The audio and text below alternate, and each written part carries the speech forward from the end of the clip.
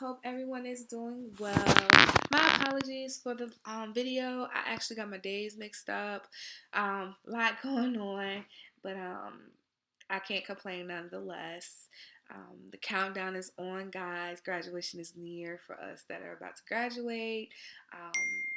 And we made it. So I guess we have to be proud of our accomplishments, right? This week, I'm going to talk to you guys about the termination process. Um, I feel like once a professional and an individual works together, they both get acclimated to one another's style, whether it's how they react to certain things, whether it's facial expression, whether it's terminology and language. The professional and the consumer may pick up different things about one another that are similar in style. And I say that because generally, when you think about it, a lot of the termination discharge process is centered around how is the client going to fare, or how is the client going to deal with having someone they've been discussing their life stressors to be taken away from them. But sometimes you have to ask yourself, how does it affect the professional? And I say that because generally, I can't speak for everyone else, but for myself, I generally feel like when the termination discharge process happens, my mind always wanders into the what ifs, the what nows. You know, whether it's, do I feel like my consumers are still utilizing the practices that we discussed? I'm wondering if my past consumers have, whether my past consumers have been able to keep up with the certain lifestyle changes that they committed themselves to.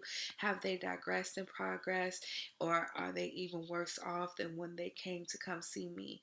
There's a lot of those thoughts that run through my head, but also it affects me to the point where I'm constantly, seem constantly consumed about the well-being of past clients. Generally, I do try to allow past consumers to still be able to access me,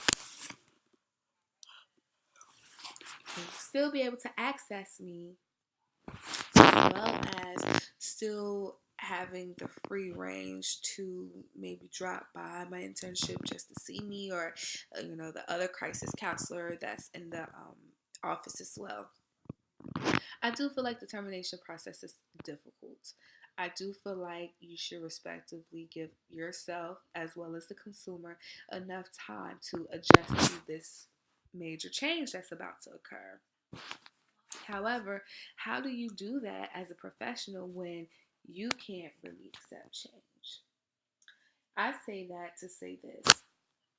The termination process to me is more than just linking the individual to more community resources that you feel like can be more accessible and more beneficial to them.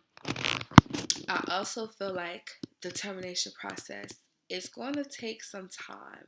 I feel like, so when you work with specific consumers, depending on the amount of time that you work with them, I say you have to start decreasing the amount of time that you're spending with them so you can become more familiar with that change and understand that, hey, this is a change that has to come.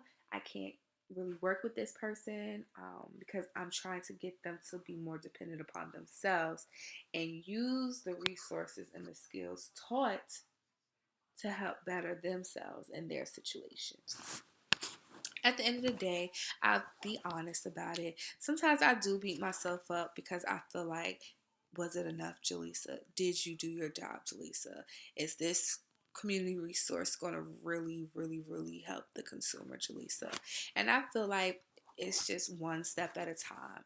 Sometimes the termination process is what's needed because when you work with the same individual for a long time, you may become too accustomed with each other and it might seem like the professionalism and boundaries is out the window. Alright guys, that's it for my video this week. Looking forward to feedback. Thank you.